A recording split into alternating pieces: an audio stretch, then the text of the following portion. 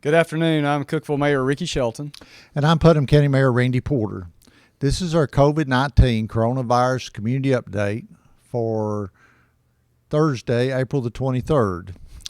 Today, as of 2 p.m., our total number of confirmed positives in Putnam County is 101, which is one more than yesterday. We also have had 5 deaths, one which is not showing up on the state numbers yet. All 5 deaths were from Signature Healthcare. Please keep those families in your thoughts and prayers. So let's break down our numbers a little bit. In the past 9 days, we have had 9 additional positives, which is very good when you think of our population.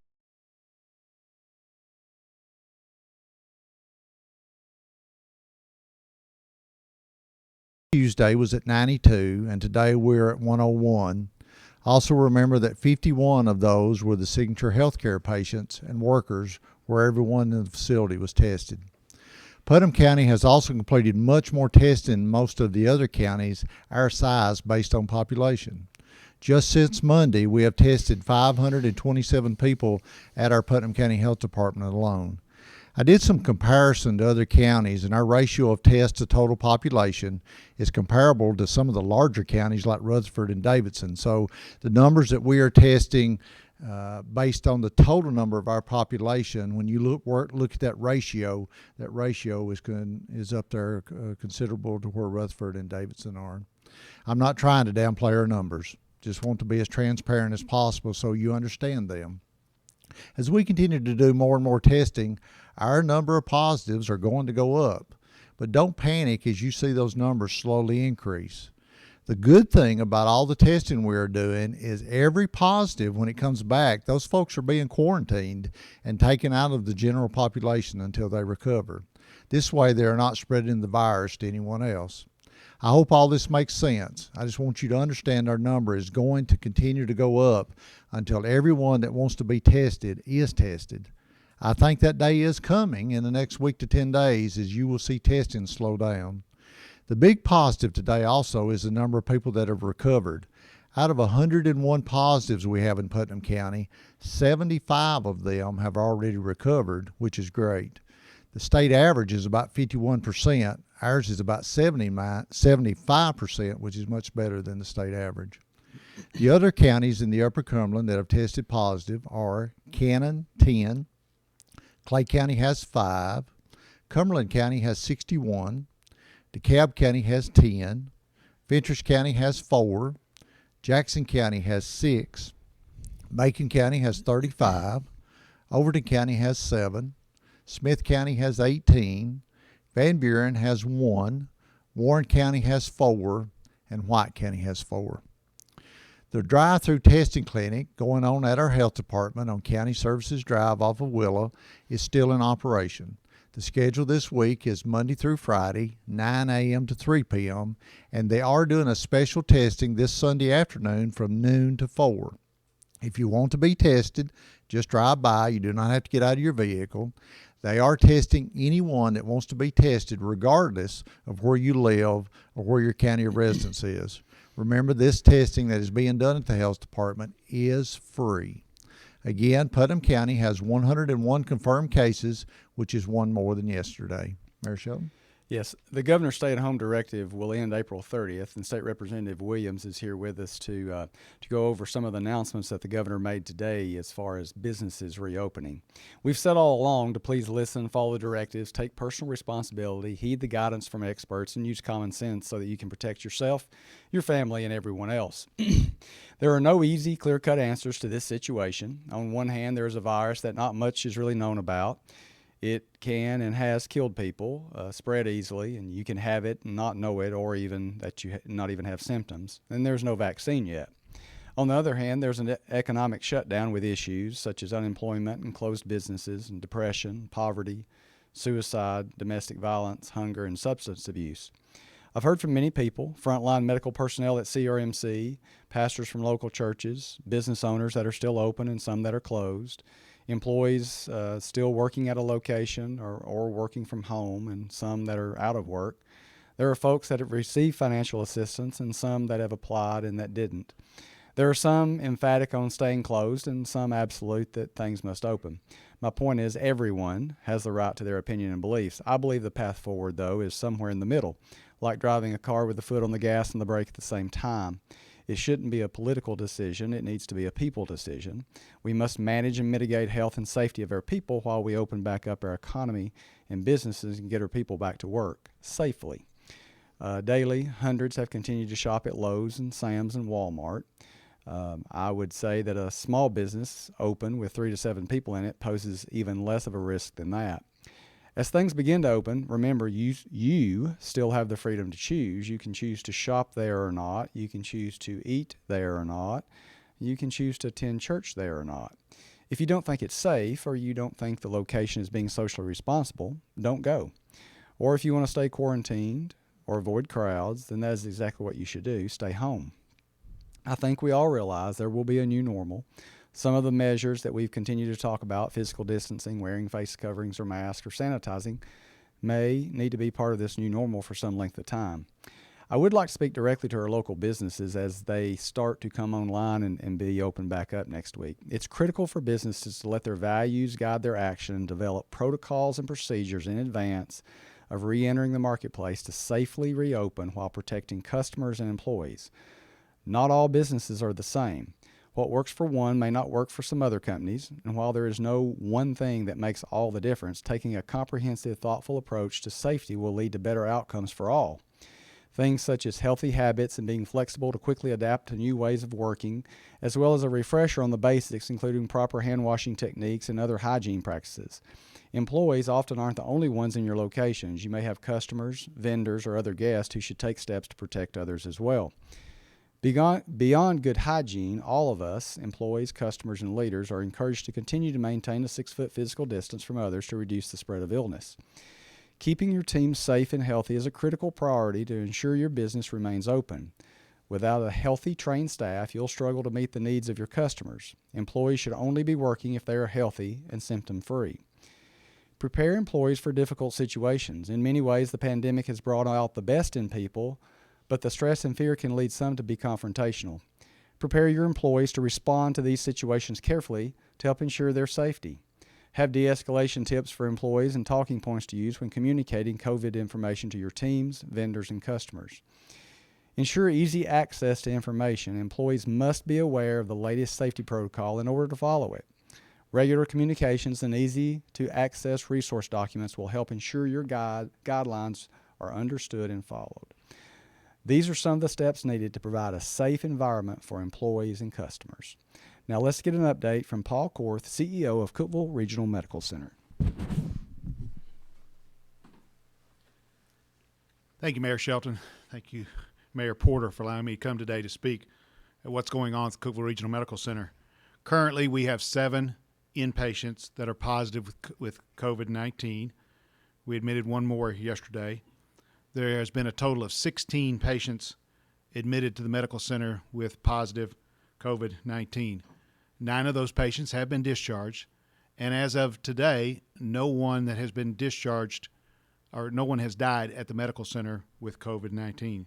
There still has been no change. We still have 3 employees that have had COVID, but they have all been released because they have been through the quarantine process for more than the 14 days.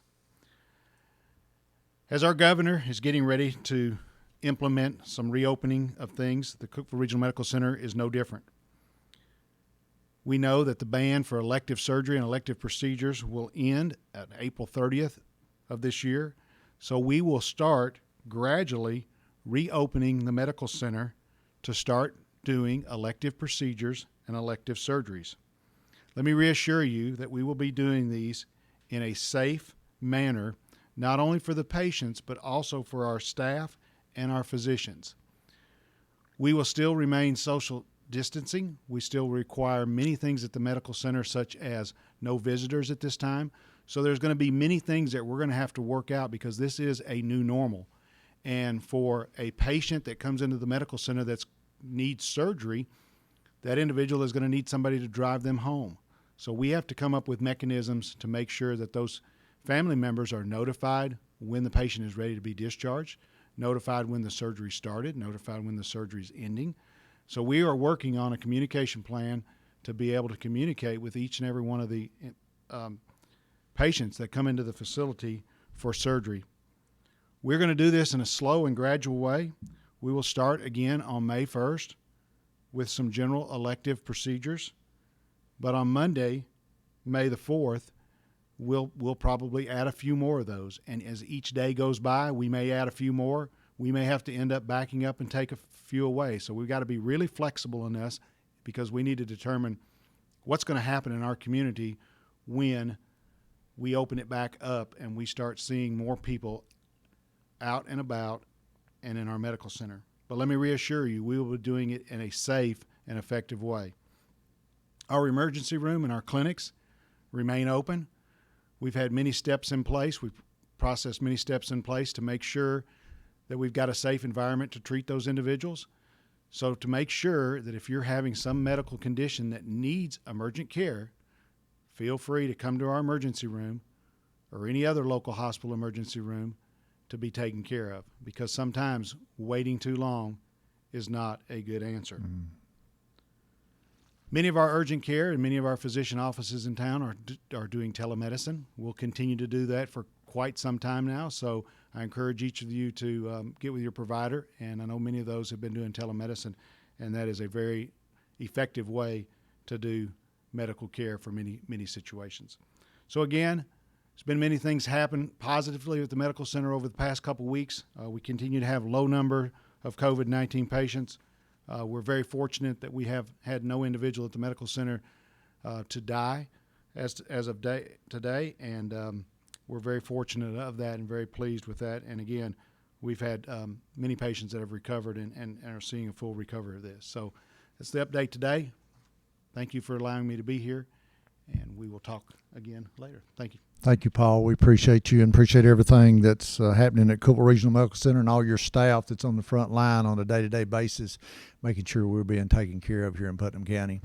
Next, we have an update from State Representative Mr. Ryan Williams. I think the governor had a conference or a press briefing this afternoon. You have some updates on the openings. Yes, I do. It was a rather lengthy press conference today. There are a few things I would like to share with those watching online. I do want to take time to say thanks to Mayor Porter, Mayor Shelton, and Paul Korth for their leadership in this challenging time. And so it's very important that we continue to communicate with people about what's going on. There's a few things I want to share with you first. Unemployment, I get many phone calls about unemployment benefits. Unemployment, the governor's added 2 additional call centers, 200 employees, exceeding 350 employees now. To give an idea, there's usually about 10,000 people that are applying for unemployment benefits every month, about 2,500 a week. In the last 5 weeks, we've had over 350,000 Tennesseans apply for unemployment benefits.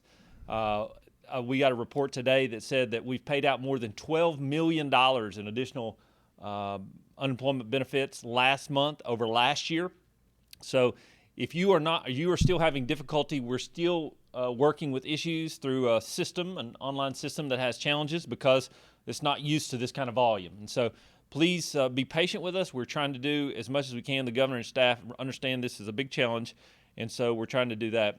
The Department of Education under Commissioner Swin today also released some guidance as it relates to graduating high schools and universities, and particularly the high schools. Having a senior myself, this has been a little bit of a challenging time for the Williams household, but in that guidance that was released today, it's going to give opportunities and ways of which high schools can have either an online graduation ceremony or in some cases with certain parameters met, how they can do one in person. And so it's really important for us to be able to do that and to have this event for these seniors who have been working so diligently, literally their whole lives. And so I also want to make an announcement that was determined by the Department of Health and the COVID-19 Unified Group today. Here in Putnam County, we're going to have one of those pop-up testing sites. It's going to be at Sunday, where you currently can get tested at the health department, at the Putnam County Health Department here on County Services Road. But on Sunday from noon till 4, the state, with the assistance of the National Guard and the Department of Health, are going to be doing free pop-up testing here for those 4 hours. So if you want to do that, you just come out in the car, they swab, and then you go from there. And so we'd encourage people, if you want to get tested, this is your opportunity to get tested. As as Mayor Porter said, testing is a really important part of what we're doing. It gives us a baseline understanding of what's going on. To give you an idea, though, one of the biggest questions that we have in the state also is when are we going to have antibody testing? There is antibody testing in certain states across the United States. There are even certain testing that's being done by private companies in the state. The state, however, has not started doing antibody testing. We hope to roll out antibody testing in the next 3 weeks, of which time we'll continue to communicate with you, Mayor, and with the Department of Health would communicate with hospitals and university systems as well as it relates to that. So we want to make sure that everyone knows if you want to get a test, you can get one. It's free. We encourage you to do that. Next up, Department of Environment Conservation announced that they are opening parks tomorrow. It's very important for you to be able to get outside and eliminate some of that cabin fever, if you will, from your loved ones, whom I'm sure you still love as much as you did before. But this will give you an opportunity to get out. They're encouraging. Cummins Falls will be closed, and particularly it would have normally probably been closed because of all the rain anyways, but it is closed because it's too hard to practice social distancing there.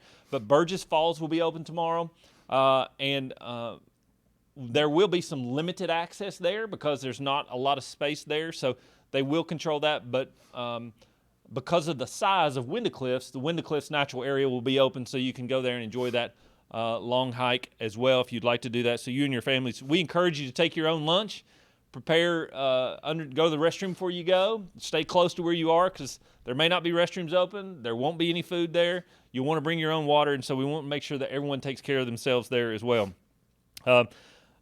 We can't, the governor did release today, as you mentioned, Mayor, some guidance as it relates to certain things that are going to be opening sooner rather than later. Parks tomorrow. On Monday, we'll be able to open restaurants at 50% capacity. As you and others know, that our restaurants did practice social distancing using 50% capacity, meaning they could only seat people at certain areas in the restaurant. But on Monday, restaurants will be able to open at 50% capacity. On Wednesday, retail will be able to open in exactly the same way. I know some of our retail places have already done that. The good news is there has been lots of discussion from retailers all across the United States about some best practices as it relates to this and how we can best serve our communities by doing that.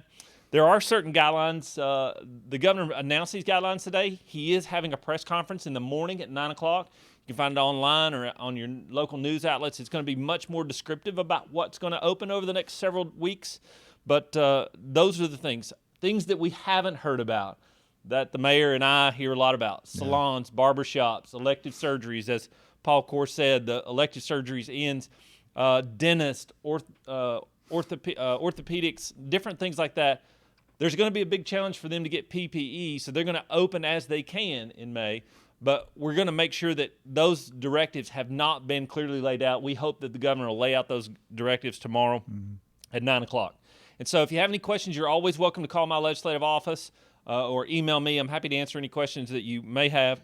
I do want to take an opportunity to say, yes, we are going to start opening our state and begin this restarting of our economy. It's really important. But things that haven't changed is we still need to practice social distancing. We still need to act around our loved ones and our neighbors as if we have this virus so that we don't continue. Because one of the challenges that we're going to have is a resurgence in the future if we don't continue these practices. So we want to encourage you to do this. It's very difficult. We're in the South and we love each other and we really want to be who we are. And that sounds great. You can make eye contact and communicate with somebody at a great distance. And so we encourage you to do that. So Mayor Porter, really appreciate the opportunity to be here today, try to help to update. I know that was long. Winded, but a lot going on in the state. Absolutely. Thank you for coming today, Ryan, and giving us an update.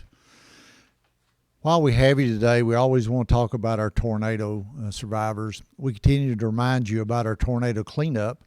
I went and viewed the area today, and it appears we're about 80% complete on the cleanup out in the county, and I think the city may be as close as 90 or 95%. Once TDOT finishes on Highway 70, and they started today working on Highway 70 again, I think that number will go up to about 90 or 95% complete. If you own property in the tornado damage area, We need you to get your debris out to the county right-of-way by the street and the city right-of-way. Most folks have done a great job of that. We have a lot of volunteers that have been working on that, Mayor Shelton, helping people to get that out. If for whatever reason you cannot get your debris moved, please call us at 646-4636. That's 646-INFO, and we'll try to help you. Our volunteer organizations have determined that the last day they're going to be working is going to be on the weekend of May the 2nd, which is a Saturday. That is going to be the deadline or the end of volunteers going out to work. Also, due to all the rain that we've had and is expected over the next several days, the first week of May will be our final pass on picking up the debris. So if you do not have your debris out on the right-of-way by May 4th, it's going to be your responsibility to have your debris hauled away. So we want to try to help you and do as much as we can. We have a private contractor that is doing the cleanup along with TDOT. So if you'll just get your debris out to the right-of-way before May the 4th, we will do our best to get it cleaned up and picked up for you. Also, always want to remind everyone, Mayor, about the Census 2020 form getting turned back in. Putnam County, I noticed our return rates today is much better than the national average or the state average, which just proves how good our citizens are in our community. Right. So remember, you can do it 3 ways. You can mail it in, you can go online to do it, or you can call the phone number of 844-330-2020 and get your census back in. Most of our federal and state funding that we get is based on the census numbers, so we ask everybody to please help us. Mayor? Yeah, and just to reinforce what Representative Williams said too, you and I are also waiting on what the governor. So we don't have those answers yet, and I know we'll get a lot of messages and questions tonight, and we've gotten those questions, and we too are wanting the answers on what that guidance is. The governor is the one that issued the shutdown orders, so he is the one that has to issue the open up orders, and with that comes the directives. I've gotten a ton of messages from people, salons and barbers and gyms, and so we as soon as we know that information, we will share that. Mm-hmm. And so we just want you to know that we're not avoiding you. We don't have the answers, and so but we'll post that when we have it, and then we'll make sure that that there's a phone number that you can reach different offices to make sure to answer any further questions. Right? Absolutely. All right, so, again, please continue to utilize precautions to protect yourself and others. Be supportive of one another. Wash your hands. Utilize physical distancing when you do go out. Make reasonable, educated, common sense decisions. As businesses open back up next week, we must change some habits so we can stay physically healthy. But remember, if you don't agree with the fact that the governor is going to open those places back up, you certainly have the freedom to stay home and be safe there. So for the most up-to-date COVID-19 information, links, and resources, you can visit bettercookeville.com. And there's a COVID link there. And as we say and would ask, please continue to pray for our country, our healthcare workers, and our small businesses and employees. And let's choose faith over fear. God bless. And as Mayor Shelton has said, and I'll reiterate, there's probably more questions than there is answers. We got the governor had a press conference this afternoon. You just learned from State Representative Williams about the restaurants and retail. We didn't know about that until just a little while ago. And there's going to be more coming tomorrow. So as we get those orders and those procedures that he's going to put in place of opening, we'll get that to you as soon as possible. And we're also discussing about our city and county offices about when they're going to be opening, and there hasn't been any decision made on those yet, but we will be bringing that to them also. Yeah, and that's just logistics. It's so we've got to work through those processes, and then what comes after that are ball fields and sports complex and teams and so all those things. We're in an environment that no one's ever been in. This is a giant experiment that there's never been a test case of this before. So we're all trying to figure this out as we go, and so please again be patient. And we all want the answers too, and we'll get them to you just as soon as we have them. Absolutely. And just remember, but as Mayor Shelton said, just because things are going to begin to reopen doesn't mean you need to let your guard down.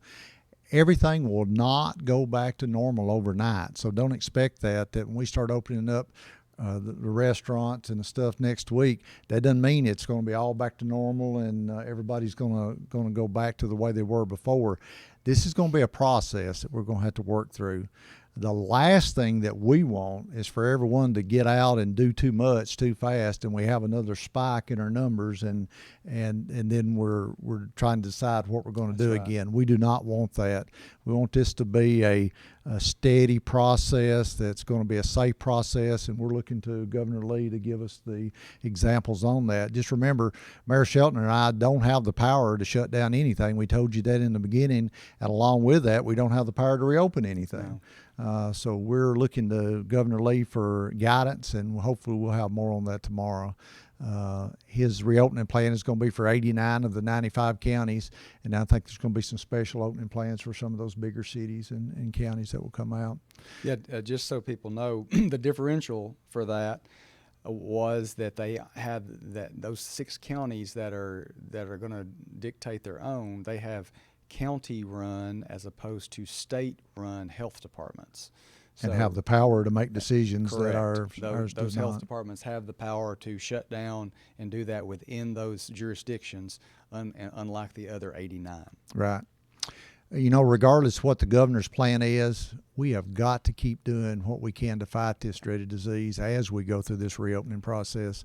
All the things we've been doing for the past several weeks need to continue. As we talked about, the social distancing, washing our hands frequently, disinfecting surfaces. The main thing is to make good personal decisions. We can't reiterate enough. If you don't feel comfortable in going to a certain store or going out or if you're a business, yeah, and you don't feel comfortable opening. Just because he says open, if you don't feel comfortable with that, that again, that you have to make that decision for you, your family, and what's best for you and your employees too. Yeah, you don't need a government mandate to tell you to stay at home if you don't feel comfortable. You need to do what you feel is best for you. Making good judgment decisions is what's best for you and your family. Correct. And that may not be what is best for someone else. We'll get through this if we continue to work together, as we say. Everyone does their part. But it all comes down to each of us taking personal responsibility and making good decisions. Mayor Shelton and I will continue to do live updates to keep you informed. Our next update will be next Monday, the 27th at 4 p.m. We will not be doing a live update tomorrow. No. We will be doing our next one Monday, the 27th at 4 p.m. unless something urgent should come up. And, of course, if there does, we'll come in. We do plan on doing a text post tomorrow, though, once we hear the governor's plans, but just no live update until next Monday. As I say, please continue to keep us as your community leaders in your prayers, along with our cities, county, state, and country. May God bless each and one of you and your families. Thank you.